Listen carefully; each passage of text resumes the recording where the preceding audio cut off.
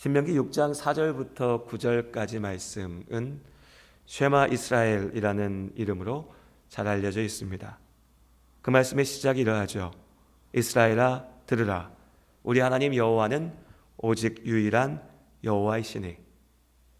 하나님께서 이스라엘 백성들에게 가장 먼저 요구하신 것은 바로 들으라는 것이었습니다. 이스라엘아 들으라. 그러나 이 말씀은 들으라고 하는 이 명령에서 끝나지 않습니다. 이스라엘 백성들은 이 말씀을 단지 귀로 듣는 것에서 멈춰서는 안 되었죠. 그들은 들은 말씀을 마음에 새기고 자녀들에게 부지런하게 가르치며 손목과 미간에 또 집의 문설주와 대문에까지 기록하여 붙여서, 그러니까 내가 살아가면서 내가 보고 경험하게 되는 그 모든 자리에 이 말씀을 붙이며 그 말씀을 기억하고 지키라 명령받았습니다. 그리고 여기서 하나님께서 너희가 듣고 마음에 새기고 지키라고 하신 말씀은 무엇인가? 좁게 보면 신명기 6장을 전후로 한 하나님의 명령들일 것이고요. 넓게 보면 모세를 통하여 전해진 하나님의 율법, 하나님의 뜻, 그 하나님의 명령 전체가 하나님의 말씀일 겁니다. 이스라엘이 하나님의 백성이 된다라고 하는 것은 다른 어떤 것에 있는 것이 아니고 하나님의 이 말씀을 듣고 그 말씀에 순종하는 것이었습니다. 이 말씀이, 하나님의 말씀이 하나님의 백성됨의 중심에 있었고 하나님과 함께하는 그 관계의 본질인 겁니다. 그리고 또한 이 이스라엘에게 주어진 명령은 듣고 기억하고 지키는 것을 넘어서 나에게 주신 그 말씀을 전하는 것이었죠. 하나님의 말씀은 나에게서 끝나는 것이 아니라 나를 통하여서 흘러가야 되는 겁니다. 나를 통하여서 전해져야 되는 것이죠. 이것이 하나님의 명령이었습니다. 믿음의 사람들에게, 하나님의 사람들에게 하나님께서 주신 소명이, 명령이 여기에 있습니다. 말씀을 들으라, 기억하라, 그렇게 살아내라, 그리고 그 말씀을 전하라.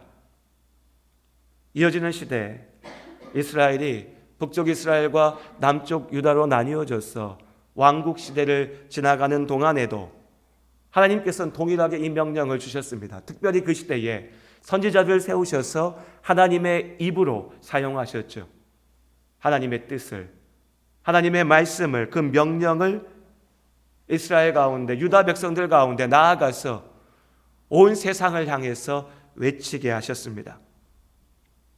이스라엘 백성들이 그 하나님의 말씀을 들을 때에 그들에게 참된 복을 줄 거라 약속하셨고, 그러나 그들이 귀를 막고 주의 말씀을 듣지 않을 때 하나님께서 그들을 심판하겠다 또한 말씀하셨습니다.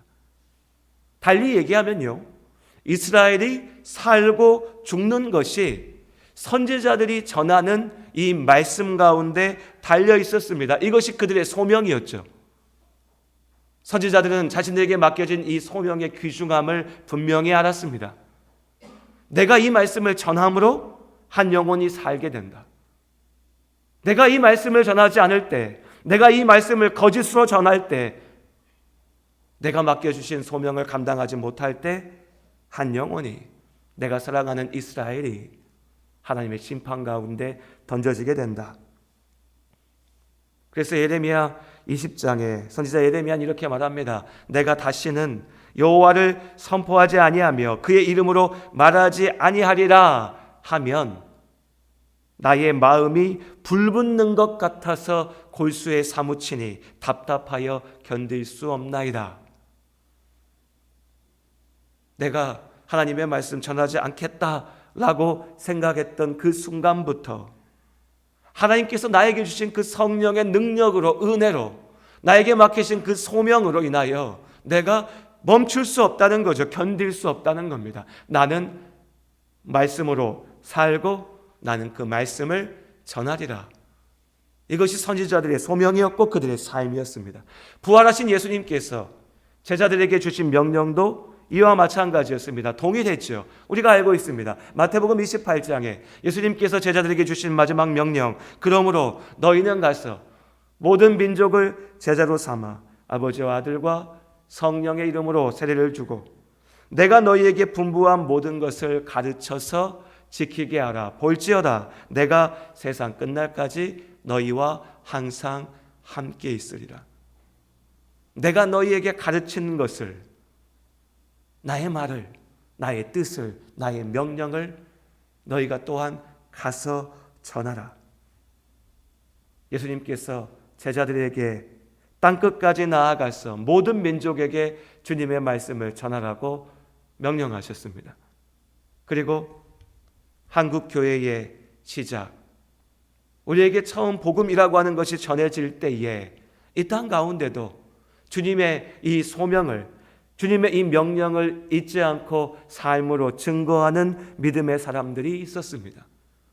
복잡하고 어려운 게 아니었습니다. 내가 주의 말씀을 들었고 내가 그 말씀을 붙잡고 살아났고 이제 나를 살리신 그 말씀을 내가 그 말씀이 필요한 이들에게 하나님께서 나를 보내신 그 자리에서 전하고 증거하는 것이었습니다.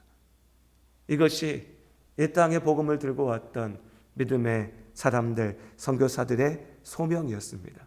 그들의 헌신을 통하여 우리가 하나님 앞에 나오게 되었습니다. 여러 차례 말씀드렸지만 이 한국교회의 역사 속에 아주 독특한 특징 중에 하나는 외국인 선교사들이 이 땅에 들어와서 사람의 입으로 예수를 증거하고 교회를 세우고 교회 오라고 말하기 전에 하나님의 말씀이 먼저 이 땅에 들어왔다는 것입니다. 영국인 선교사였던 존 로스라고 하는 이가 저 북쪽의 만주 땅에 자리 잡았습니다. 중국에 선교하기 위해서 왔습니다. 헌신하였죠. 그런데 그 땅에서 조선을 알게 됐습니다. 그리고 나의 소명이 그 나라 조선 가운데 있음을 또한 알게 되었습니다.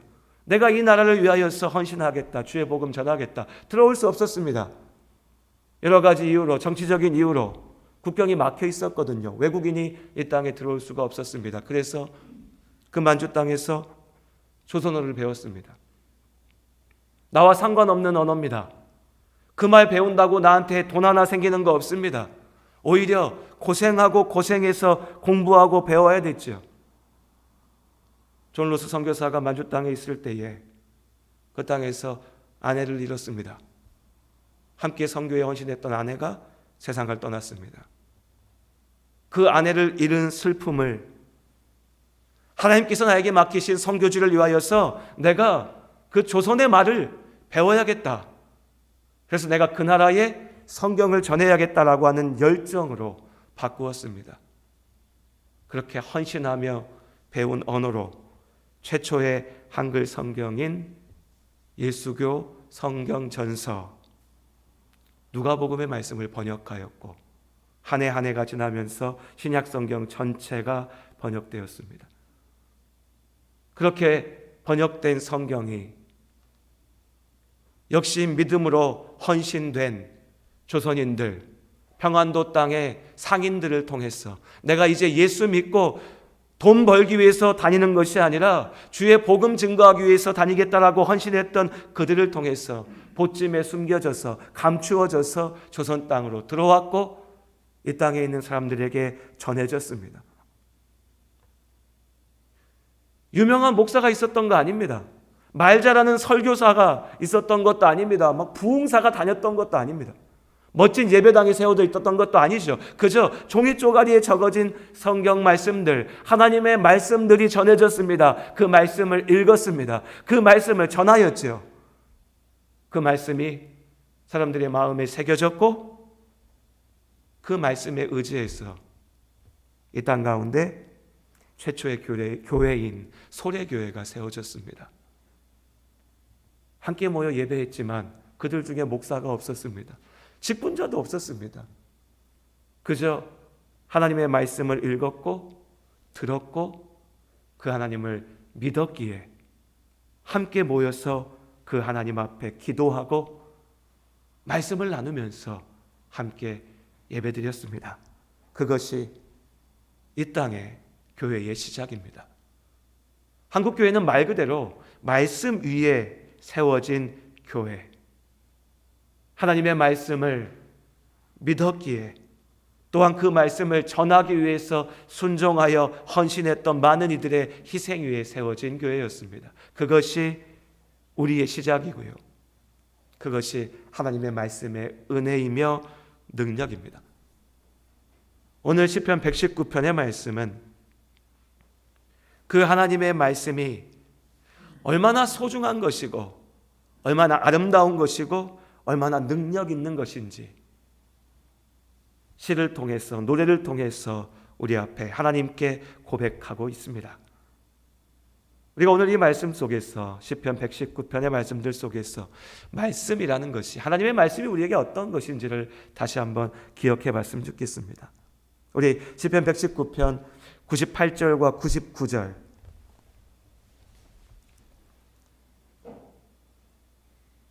함께 한 목소리 읽겠습니다. 주의 계명들이 항상 나와 함께하므로 그것들이 나를 원수보다 지혜롭게 하나이다. 내가 주의 증거들을 늘 읊조림으로 나의 명철함이 나의 모든 스승보다 나으며. 우리 이어서 103절 말씀 함께 한 목소리 읽을까요? 주의 말씀의 맛이 내게 어찌 그리 단지요 내 입의 꿀보다 더 다니이다. 아멘. 첫째로 하나님의 말씀은 우리에게 기쁨이 됩니다.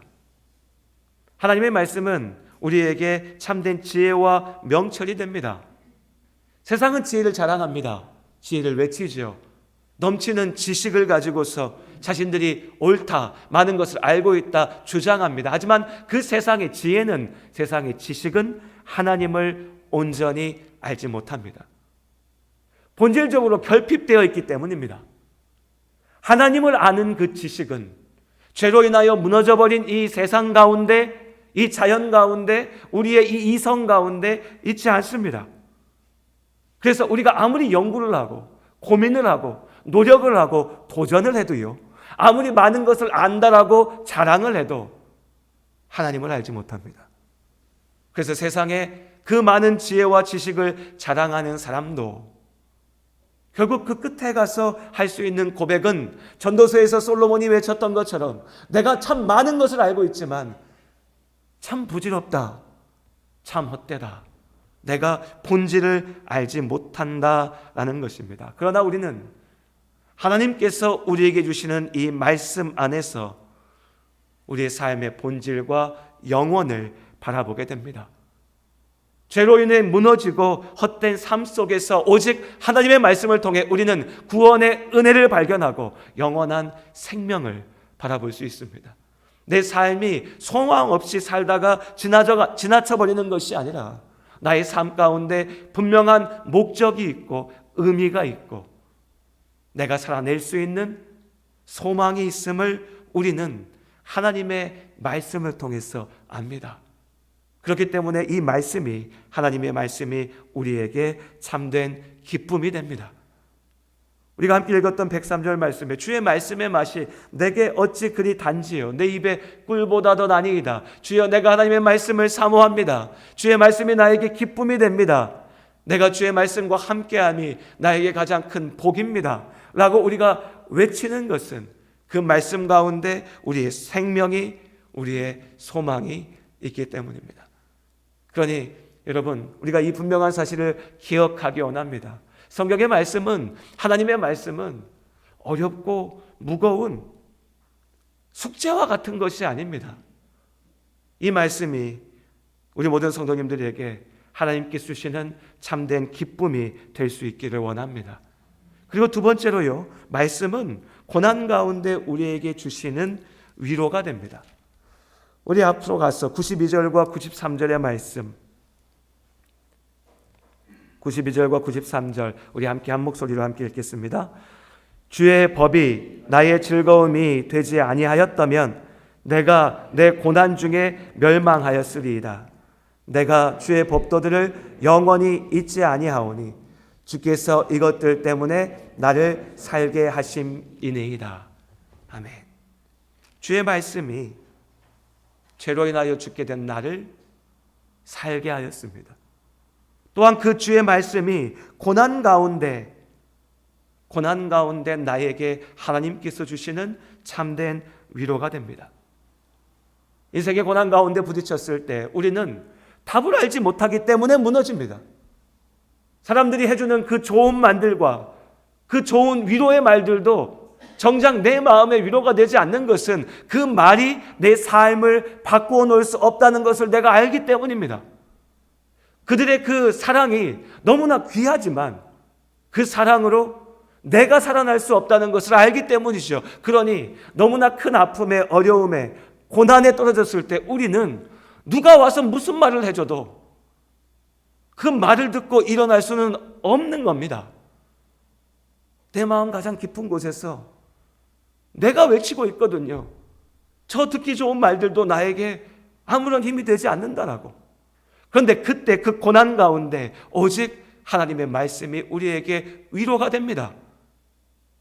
가장 깊은 사망의 그 절망의 골짜기에서 예수 그리스도의 십자가의 복음으로, 하나님의 그 사랑으로, 하나님의 능력으로 우리를 살리신 줄로 믿습니다.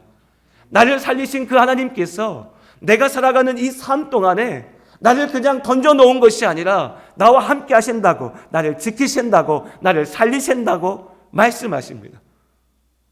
그저 듣기 좋은 말이 아니고, 그저 사랑하는 마음으로 전하는 말이 아니고, 나를 살릴 수 있는 하나님께서 당신의 그 능력으로 나에게 선포하시는 말씀이기에 오늘 이렇게 말했다가 내일 또 다른 말을 할 수 있는 사람이 아니라 이 땅을 만드시고 오늘 우리의 날까지 변함없이 신실하신 하나님께서 나에게 주신 약속의 말씀이기에, 그렇기에 주님의 말씀이 오늘 고난 가운데 있는 우리가 이 고난을 넘어서 나아갈 수 있는 생명의 능력이 됩니다. 그렇게 하나님의 말씀이 고난 가운데 우리에게 넘치는 위로가 되는 줄로 믿습니다. 내 마음이 아플 때, 괴로울 때, 눈물 흘릴 때, 누구의 말도 내 마음에 와닿지 않을 때 우리는 그래서 주의 말씀 가운데 나아가야 됩니다. 하나님의 말씀을 붙잡아야 됩니다. 그 말씀을 붙잡고 하나님 앞에 외쳐 기도해야 됩니다. 주님 말씀하셨지 않습니까? 주님 나에게 이 약속 주셨지 않습니까? 주님께서 나에게 말씀하셨으니, 주님께서 그 고난 중에 나를 살게 하셨으니 내가 이제 다시 이 말씀을 붙잡습니다. 주님의 말씀이 없었으면 내가 고난 가운데 멸망하였으니 이제 주님께서 나를 살게 하셨으니 나는 이 말씀 안에서 변함없이 나아갑니다. 이것이 우리에게, 믿는 이들에게 하나님의 말씀이 갖는 능력이고 의미입니다. 그리고 마지막으로 이 말씀이 우리의 길을 비추는 빛이 됩니다. 우리 105절의 말씀 다시 한번 함께 한 목소리로 읽겠습니다. 함께 읽습니다. 주의 말씀은 내 발의 등이요 내 길의 빛이니이다. 우리는 하나님의 말씀으로 구원을 받았습니다. 그러니 우리는 그 말씀으로, 그 말씀에 순종하며 우리의 삶을 살아갑니다. 여전히 우리는 내일 일을 알지 못합니다. 하나님을 알지 못하는 사람도 내일을 알지 못하지만 하나님을 안다라고 하는 우리도 내일을 알지 못합니다. 하지만 그 내일을, 알 수 없는 그 내일을 세상 사람들이 두려움 가운데 떨면서 때로는 만용으로 정작 어떤 일이 나에게 닥칠지 알지도 못하면서 어떻게든 되겠지, 아니 나는 할 수 있어, 무슨 일이 닥쳐도 나는 이겨낼 수 있어 라고 하는 자기를 믿는 헛된 믿음을 가지고서 막 걸어간다면, 혹은 누군가는 두려움에 떨면서 쩔쩔매면서 하루하루 살기 급급하다면 우리는 알지 못하는 내일이지만 그 어둠 가운데도 하나님께서 내 길을 분명하게 비추신다는 믿음을 가지고서 나아가는 겁니다. 나는 알지 못하지만 하나님의 말씀이 그 길을 비추는 등이 되시니 내일 어떤 일이 있을까? 1년 뒤에 내가 어떤 모습일까를 염려하며 근심하며 계획하며 나아가는 것이 아니라 오늘 하나님의 말씀에 순종함으로 나아갈 때 하나님께서 가장 온전한 자리로 우리를 인도하실 줄로 믿습니다. 그러니 우리는 인생을 나아가면서 담대해야 됩니다. 주 안에 사랑하는 우리 성도님들, 주의 말씀에 순종함으로 담대히 나아가시기를 주님의 이름으로 축복합니다. 우리 믿음으로 나아갑니다. 머뭇거리고 주저해서는 안 됩니다. 두려움에 떨는 것이 우리에게 주어진 모습이 아닙니다. 주의 말씀이 내 발의 등이고 우리의 길에 빛이 됩니다. 하나님께서 우리에게 나아갈 그 모든 길을 알게 하시고 인도하시고 이길 수 있는 힘을 주실 줄로 믿습니다. 다시 처음에 그 말씀으로 돌아갑니다. 신명기의 말씀. 이스라엘아 들으라. 우리가 주님의 그 말씀 앞에 아멘으로 대답합니다. 아멘. 주님, 내가 듣겠습니다. 아멘. 주님, 내 삶의 모든 자리에서 내가 주의 말씀을 기억하겠습니다. 하나님, 내가 내 삶 가운데 주의 말씀에 순종하며 나아가겠습니다.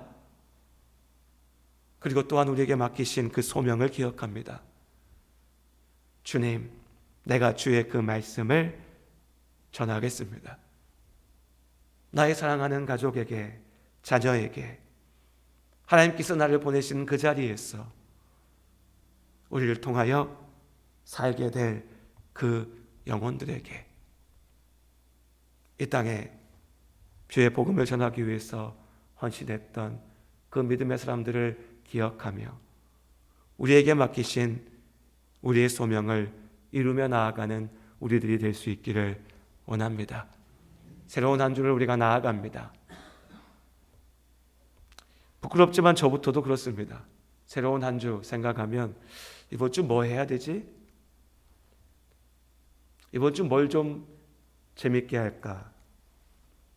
이번 주에 뭘 좀 누려볼까? 혹은 이번 주에도 숙제처럼 내가 해야 될 일이 뭘까?